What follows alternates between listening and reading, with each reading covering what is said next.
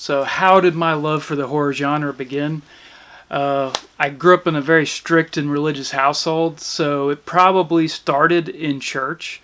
Whenever they start talking about Satan and demons and things like that, because for some reason the dark, evil stuff always just appealed to me. And I remember growing up, and I wasn't allowed to watch horror movies, but I would see the trailers for Friday the 13th and Nightmare on Elm Street, and I started writing fan fiction, just filling. I had an idea of what they were, and I would just fill in the blanks in my head and just write out stories based on those characters. So yeah, it was, oddly enough, growing up religious was the beginning of my descent into evil. So what made me want to be a filmmaker? I just always remember growing up, watching pro wrestling, watching movies, going to concerts, and I always wanted to be the person on stage. I wanted to be the one creating, and more so than the one consuming. I love consuming. I love watching horror films, and I watch a lot of them, as you can see. But yeah, there's something driving me to create. And I started with acting after I transitioning out of doing the pro wrestling on the independent circuit. I started doing acting, and it was something that was just itching at me to just direct something one day. And eventually I did, thanks to the pandemic, being trapped in the house. That was my first directing endeavor, just me alone in the house with a cat.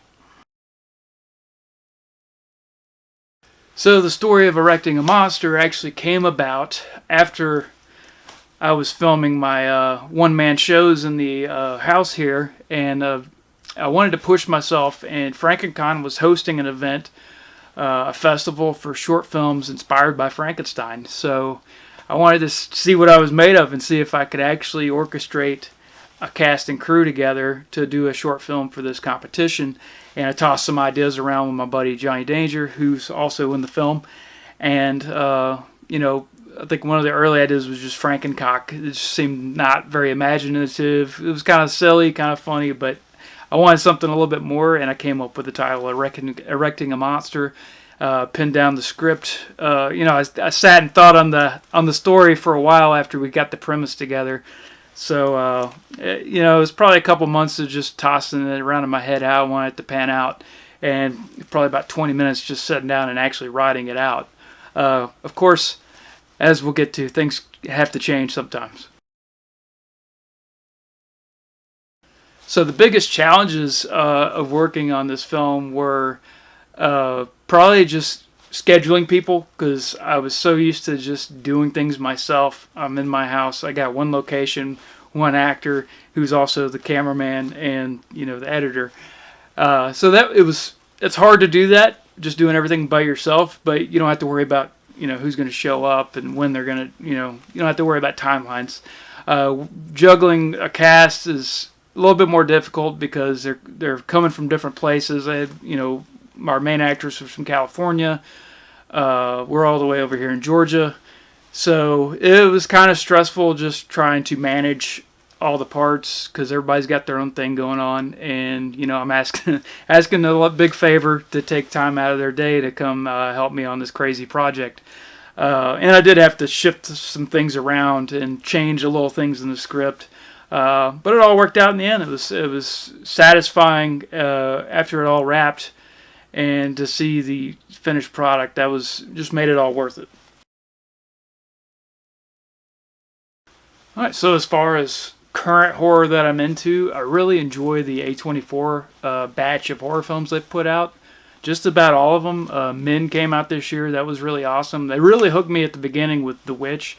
Huge Rob Eggers fan, huge folk horror fan, so I was glad to see that, have such an impact on the horror genre.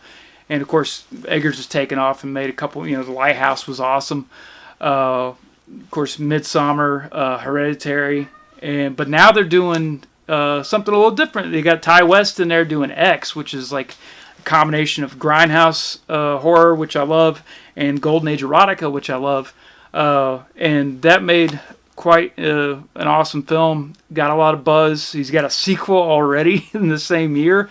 I haven't seen it yet, but I'm looking forward to seeing that. And Maxine, the third film in the franchise. So that's pretty cool that A24 now has their own slasher franchise, basically. Also liked Barbarian. That kind of was way different than I expected it to be. It's not a perfect film, but it was a fun ride in the theater. It was just like one thing after another. Like, what the hell is going on?